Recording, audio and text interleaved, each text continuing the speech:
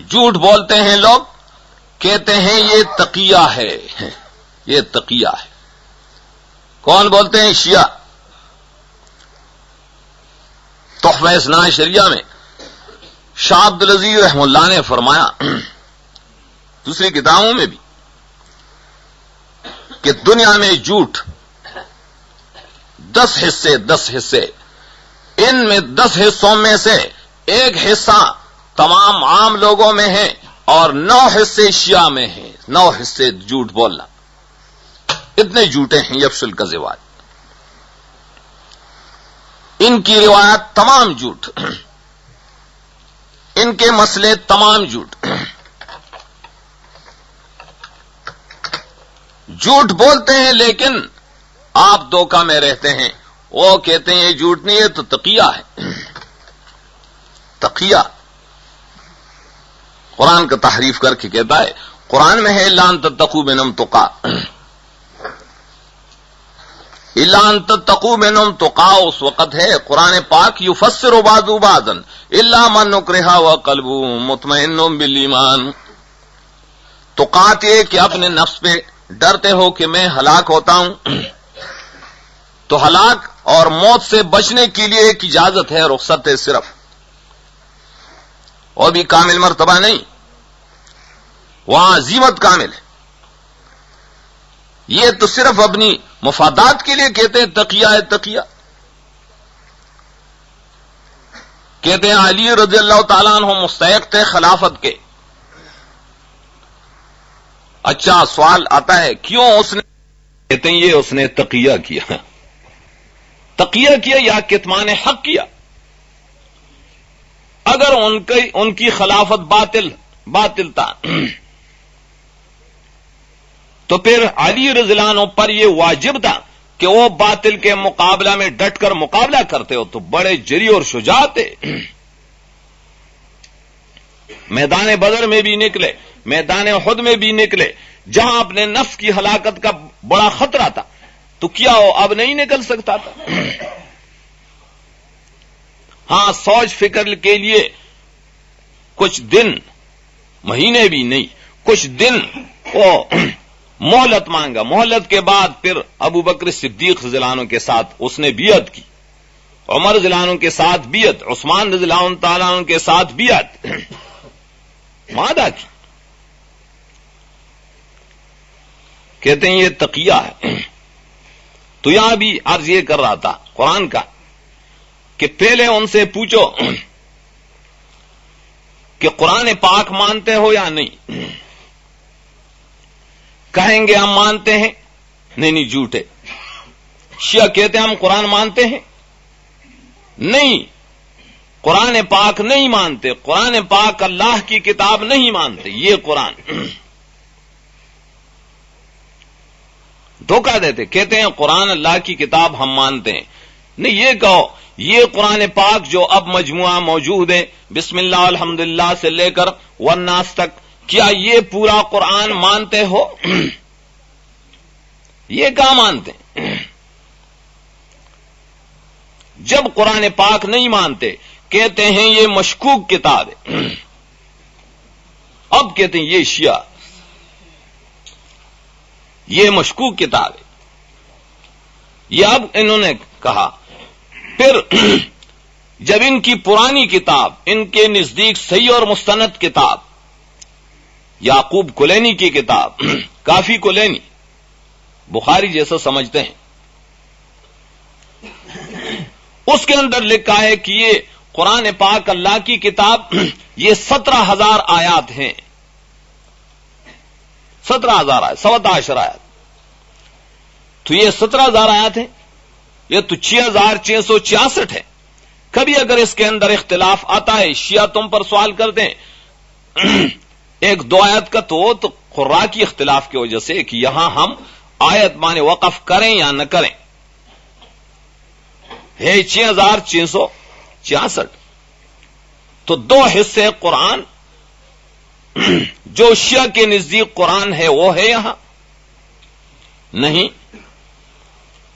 ان کی کتابوں میں صریح ہے کہ یہ قرآن عثمان رضی اللہ عنہ نے جمع کیا، یہ اللہ کی کتاب نہیں۔ تو ان کی کتابوں کے اندر ہے.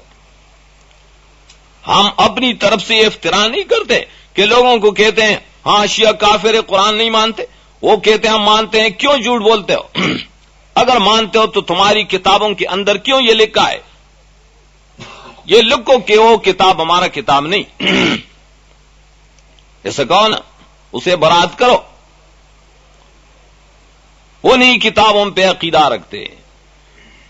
تو جو قرآن پاک کے ایک حرف سے منکر ہو، ایک لفظ سے منکر ہو، ایک آیت سے منکر ہو، ایک جملہ سے منکر ہو، تو کیا ہے بے اتفاق علماء؟ مسلمان ہیں، کافر ہیں، اور یقیناً کافر. اگر ان کے کفر میں کوئی شک کرے تو بھی کافر، اگر ان کو کوئی کافر نہ کہے تو بھی کافر. یہ وہ مولویانہ کفر نہیں کہ بعض کہتے ہیں مولوی لوگ ایسے ایک دوسرے کو کافر کہتے ہیں. یہ میں نے پہلے بھی عرض کیا، ہم بات دلیل سے کہتے ہیں. بغیر دلیل کے ہم ان کو کافر نہیں کہتے. جب قرآن پاک کا منکر ہو، ویسے ان کے کفر کے تو بہت سارے طریقے ہیں. بڑے بڑے کفریات ان کے 11 علماء نے شمار کیے. تو ان میں سے سب سے یہ واضح کفر، کیوں قرآن پاک نہیں مانتے، یہ مشکوک کتاب مانتے، پھر بھی لوگ کہتے ہیں نہیں جی کافر نہیں. اور ان کے ساتھ جہاد نہیں، ان کے مال جہاد میں لا کرو غنیمت نہیں. یہ شکایت ضرور آتی. یہ نہیں کہ مولانا فضل حق صاحب نے یہ تیزی کی تیزی نہیں، یہ ایک ایمانی جذبہ ہے کہ کیسے عالم لوگ ہیں کہ جب وہ اقتدار کو نہیں پہنچتے تو کہتے ہیں شیعہ کافر. جب وہاں پہنچتے ہیں اور دیکھتے ہیں کہ ان کے بڑے باز وہ سجدہ کی وہ ساجد نقوی نا شیعہ کے پیچھے نماز پڑھتے ہیں، شیعہ کے پیچھے، اور اپنے آپ کو مولوی کہتے ہیں. منہم تخرج الفتنہ وفیہم تعود. یہ تو رسول اللہ صلی اللہ علیہ وسلم نے فرمایا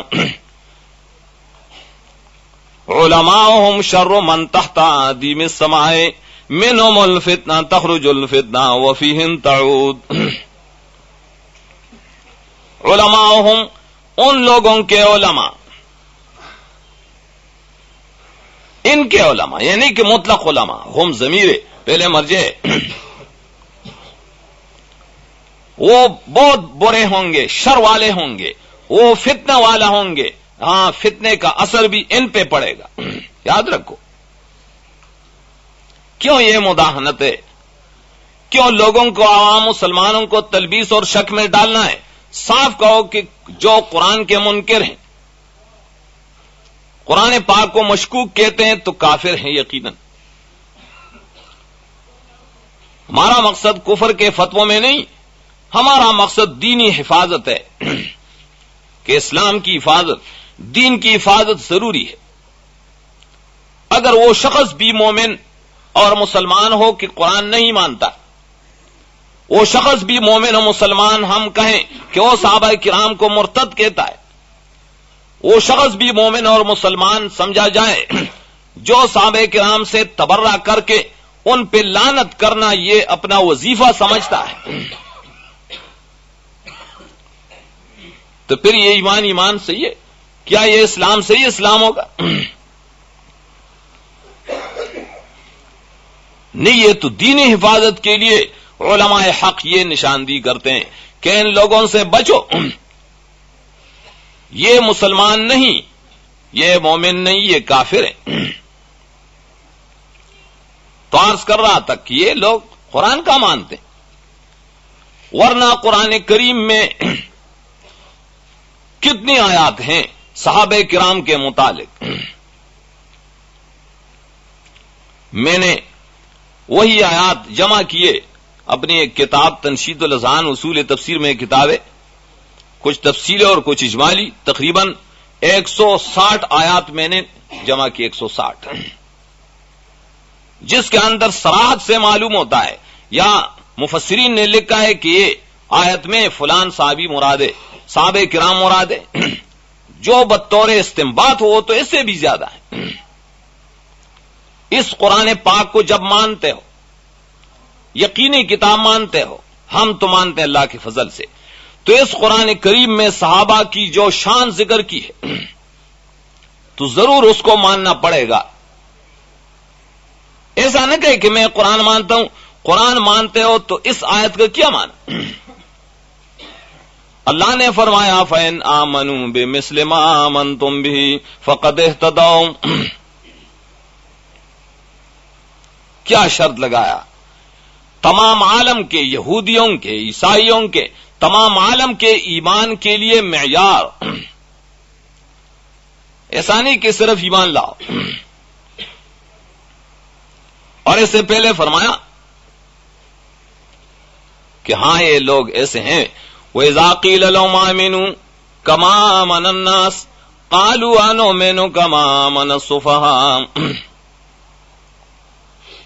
أَلَا إِنَّهُمْ هُمُ السُّفَهَاءُ وَلَكِنْ لَا يَعْلَمُونَ۔ یہ منافق تھے، عقیدے والے منافق، لیکن قرآن نام نہیں لیتا ہے کوئی یہ کہ یہ مدینہ کے منافقوں کے لیے نہیں، عام ہے، مدینے کے منافق کا نام تو اس آیات میں نہیں۔ جس زمانے میں منافق ہو لیکن منافق عملی نہیں، منافق اعتقادی جو کافر ہے، زبان پہ کہتا ہے میں قرآن مانتا ہوں، کلمہ پڑھتا ہوں لا الہ الا اللہ محمد رسول اللہ، لیکن عقیدہ میں کفر ہے، وہ منافق اعتقادی کی ایک نشانی سن لو، وہ یہ اذا قیل لہم آمنوا کما آمن الناس۔ یہ قید کیوں لگایا کما آمن الناس؟ دوسری جگہوں میں تو یہ نہیں لگایا، یہ اس واسطے کہ ایمان کے دعوے دار تھے جیسا اب ہیں، اگر ان کو کہا جائے ایمان لاؤ تو کہتے ہیں کیا ہم مومن نہیں؟ منافق کو یہ کہا جائے، شیعہ کو کہا جائے ایمان لاؤ تو کہتے کیا مومن نہیں؟ نہیں، قرآن پاک اللہ کی کتاب ہے، اس کو اصل حقیقت معلوم ہے، فرماتے آمینو کما آمن الناس، ایمان لاؤ لیکن مطلق ایمان نہیں، ایسا ایمان جو صحابہ کرام کے ایمان کی طرح ہو۔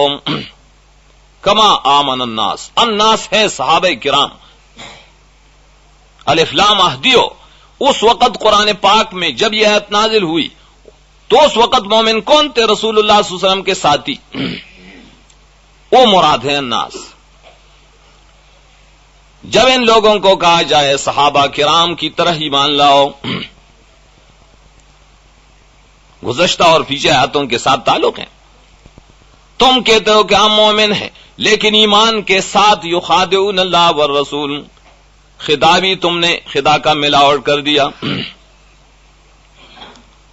خدا کی بھی تفسیر ہے، اسی طرح ایمان کے ساتھ فی قلوبہم مرض، دلوں کے اندر قسم قسم کی بیماریاں بھی رکھیں۔ اسی طرح ایمان کا دعویٰ ہے لیکن بما کانوا یکذبون، جھوٹ بھی ساتھ ملایا، نام تقیے کا رکھا۔ ایمان کا دعویٰ ہے لیکن اذا قیل لهم لا تفسدوا في الارض قالوا انما نحن مصلحون الا انهم هم المفسدون۔ فساد کرتے ہیں، شرک و بدعت کرتے ہیں، صحابہ کرام و قرآن پر تان کرتے ہیں اور پھر کہتے ہیں نہیں ہم تو اصلاح والے ہیں۔ فساد کو اصلاح کہتے ہیں، عذاب کو ثواب سمجھتے ہیں، بدعت کو سنت سمجھتے ہیں، شرک کو توحید و ایمان سمجھتے ہیں، کہتے ہیں انما نحن مصلحون۔ تو فرمایا ایمان کے ساتھ جو یہ ملاوٹ تم نے کیا، یہ ملاوٹ والا ایمان چھوڑ دو۔ یہاں کچھ لوگ ہیں، صحابہ کرام ہیں، ان کے ایمان کے اندر یہ ملاوٹ نہیں، آؤ تم ایمان لاؤ ان کے ایمان کی طرح، ان کے ایمان کی طرح۔ تو اللہ تعالیٰ نے صحابہ کرام کے ایمان کو معیار بنایا۔ بعض اوشیوں کی ایجنٹ کہتے ہیں جی یہ صحابہ کرام معیار حق نہیں ہے، یہ معیار حق نہیں، معیار ایمان ہے۔ صحابہ کرام کیوں معیار حق نہیں؟ فبأیہم اقتدیتم اہتدیتم، اللہ نے فرمایا فإن آمنوا بمثل ما آمنتم بہ، وہ دعوت جو تم نے دی، آمنوا کما آمن الناس، اگر وہ دعوت انہوں نے منظور کی، فإن آمنوا بمثل ما آمنتم بہ، صحابہ کرام کی ایمان کی طرح ایمان انہوں نے لایا، تو یہ قرآنی فیصلہ ہے، یہ فقہ حنفی کا فیصلہ نہیں، ہمارے کسی حدیث کی کتاب کا فیصلہ نہیں۔ اگر شیعہ کہیں کہ ہم یہ نہیں مانتے، اگر تم کہتے ہو کہ قرآن مانتے ہیں تو یہ قرآن پاک کی آیت ہے، فإن آمنوا بمثل ما آمنتم بہ فقد اہتدوا، تب ہدایت ملے گی، تب ہدایت ملے گی۔ فإن آمنوا بمثل ما آمنتم بہ، تو عرض یہ کر رہا تھا جب قرآن مانتے ہیں تو قرآن پاک کے اندر اس حدیث کا منشا بھی موجود ہے۔ اللہ نے فرمایا وَمَن يُشَاقِقِ الرَّسُولَ مِن بَعْدِ مَا تَبَيَّنَ لَهُ الْهُدَى وَيَتَّبِعْ غَيْرَ سَبِيلِ الْمُؤْمِنِينَ نُوَلِّهِ مَا تَوَلَّى وَنُصْلِهِ جَهَنَّمَ، یہ آیت منشا ہے مصداق اس حدیث کریم کا کہ ما انا علیہ واصحابی، آیت کا مطلب ظاہر ہے نا۔ اللہ نے فرمایا وَمَن يُشَاقِقِ الرَّسُولَ،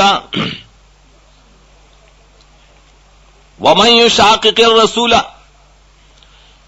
جو من عام ہے، رسول اللہ صلی اللہ علیہ وسلم کی مخالفت کرے، اس نے جو پیغام لایا قرآن پاک کا، اس نے سنت کا جو پیغام لایا ہے، تمام عبادات میں، معاملات میں، تمام غم و شادی میں، نکاح وغیرہ میں، اگر کسی نے رسول اللہ صلی اللہ علیہ وسلم کی مخالفت کی، جو بھی ہو، صرف اس پر نہیں بلکہ وَيَتَّبِعْ غَيْرَ سَبِيلِ الْمُؤْمِنِينَ، المومن اس وقت کون تھے جس وقت یہ آیت اتری؟ صحابہ کرام ابو بکر رضی اللہ عنہ سے لے کر معاویہ رضی اللہ عنہ تک، یہ المومنین تھے۔ وَيَتَّبِعْ غَيْرَ سَبِيلِ الْمُؤْمِنِينَ، جو تابعداری کرے، جو چلے صحابہ کرام کے راستے کے بغیر کسی دوسرے راستے پہ چلے، رسول کی جو مخالفت کرے، صحابہ کرام کی طریقے کے علاوہ کسی دوسرے طریقے پر چلے، تو اس کے لیے جہنم نولی ما تولا ونصرہ جہنم وساءت مصیرا، قرآن پاک میں یہ ماخذ ہے۔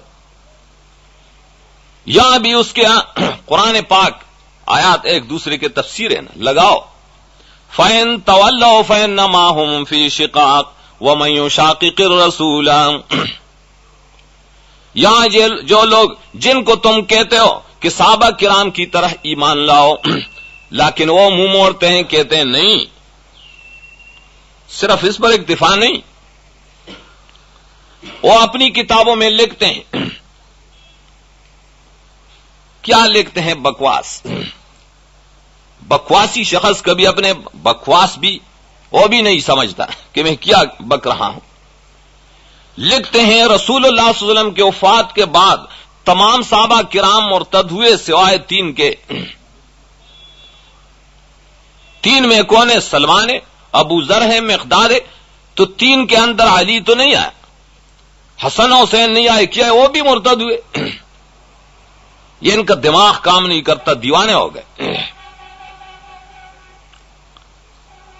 صحابہ کرام کو مرتد کہتے ہیں، تو مطلب یہ کہ صحابہ کرام نے جو دین لایا، پہنچایا، جو سنت پہنچایا، سوائے ان 3 کے وہ دین نہیں، اور سنت نہیں، تو کہاں سے دین آیا؟ ان 3 صحابہ کے تو چند احادیث ہیں، چند، ان کی کتابوں کے اندر بھی چند ہیں، تو پھر ان کی اتنی کتابیں اور فقہ کی کتابیں، اہل سنت کی فقہ اور حدیث کی کتابیں، ان کے علاوہ ان کی بے شمار کتابیں فقہ اور حدیث کی بنی ہوئی، وہ کہاں سے نقل ہوئے؟ مرتدین سے نقل کیا۔ اللہ نے فرمایا فَإِن تَوَلَّوْا، اگر یہ لوگ صحابہ کرام کی طرح ایمان نہیں لاتے، پہلے ان کو دعوت دو، دعوت پہنچاؤ۔ یہ مت کہو کہ شیعہ اور سنی بائی یہ عجیب بائی ہے، ہر ایک کا بائی ہے. نہیں، یہ تو اللہ نے فرمایا تمہارے دشمن ہیں. اللہ کے دشمن تمہارے دشمن، پیغمبر کے دشمن تمہارے دشمن، صحابہ کرام کے دشمن ہمارے دشمن، ہمارے تمہارے سارے دشمن وہ ہیں جو صحابہ کرام کے دشمن. کیوں؟ اور رسول اللہ صلی اللہ علیہ وسلم نے فرمایا من احبهم فبحبی احبهم ومن ابغضهم فببغضی ابغضهم ومن آذاهم فقد آذانی ومن آذانی فقد آذ اللہ. دیکھو کہاں نتیجہ نکلا. اگر صحابہ کرام کے ساتھ محبت ہے تو میری محبت کی وجہ سے یہ اس کی نشانی ہے کہ میری ساتھ تمہاری محبت ہے. اگر تم ان کے ساتھ بغض کرتے ہو، ان کو برا بلا کہتے ہو، تو یہ حقیقت میں میرے ساتھ بغض ہے. میرے ساتھ کیوں؟ ایک معمولی شخص ہو، انسان ہو جس میں قدر غیرت ہو، اگر اس کے ساتھی پر، اس کے دوست پر کوئی تان ترازی کرے، آپ کا دوست ہے مثلا، اور آپ کے دوست جس کو تو نے دوست کہا، اپنا ساتھی کہا، اس کے متعلق اگر کوئی تان کرے تو آپ غیرت کی وجہ سے برداشت کر سکتے ہیں؟ بے غیرت شخص ہو ایسا ہوتا ہے. لیکن جس کو دوست کہے اخلاص کے ساتھ، تو کیا نبی صلی اللہ علیہ وسلم اور پھر اللہ تعالی نعوذ باللہ میں غیرت نہیں؟ اغیر تو ہے حدیث میں اللہ اغیر منا. رسول اللہ صلی اللہ علیہ وسلم سب سے غیرت یہ جب کوئی شخص ان کے ساتھیوں پر، اس کے دوستوں پر تان ترازی کرتا ہے، دشنام اور سب و شتم کرتا ہے، تو کیا اس کو غیرت نہیں آئے گی؟ تو کیا اس کے ایمان والے، اس کے امتی، ہم امتی ہیں، تو کیا ہم میں غیرت نہیں آئے گی؟ کہاں سے یہ غیرت چلی گئی؟ کہتے ہیں ہم ان کے ساتھ تجارت کرتے ہیں، غم خادی شادی کرتے ہیں، ان کے ساتھ مجالست ہوتی ہے. او غیرت کرو صحابہ کرام پر، تو پیغمبر پاک پر، تو اللہ پر. کیوں اللہ نے فرمایا یہ تمہارے دوست تو نہیں بن سکتے؟ کیوں؟ فَإِن تَوَلَّوْا فَإِنَّمَا هُمْ فِي شِقَاقٍ. کون ہے شقاق والے؟ کون ہے سخت دشمنی والے؟ سخت دشمن، شقاق سخت دشمنی ہے. تمہارے بڑے دشمن کون ہیں؟ وہ لوگ جو صحابہ کرام کی ایمان سے، ان کے طرز و طریقے سے منہ موڑتا ہے. قرآن نے کس کو شقاق والا کہا؟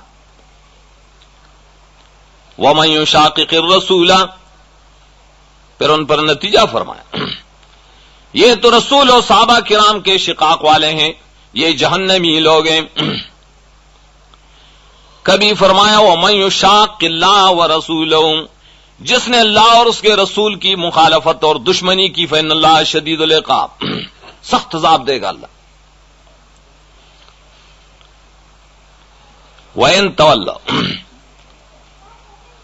یہ بھی یاد رکھو کہ یہ شقاق کا لفظ اللہ تعالی نے کبھی مشرکین عرب کے متعلق لگایا سورہ انفال میں، تو کبھی یہودیوں کے متعلق لگایا بنی نذیر سورت حشر میں، تو کبھی یہاں لگایا منافقین، وہ لوگ جو صحابہ کرام کی طرح ایمان نہیں لاتے، ان کو بھی شقاق والا کہا. شقاق والا کوئی فرق نہیں ہے ان میں، مشرک بھی ہے، کافر بھی ہیں، یہودی بھی ہے، عیسائی بھی ہے، یا ان جیسے.